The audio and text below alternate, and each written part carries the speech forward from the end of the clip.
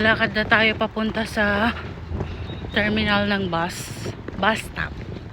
Tama ba ako? Terminal ng bus. Hindi siya terminal. Bus stop lang.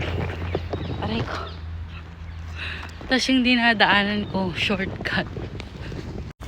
Ito yung shortcut. Shortcut na parang hindi shortcut.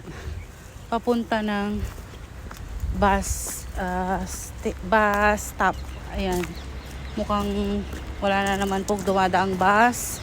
Mag-aantay na naman ako ng matagal. Kasi daming tao sa hintayan. May dala pala akong maleta for today.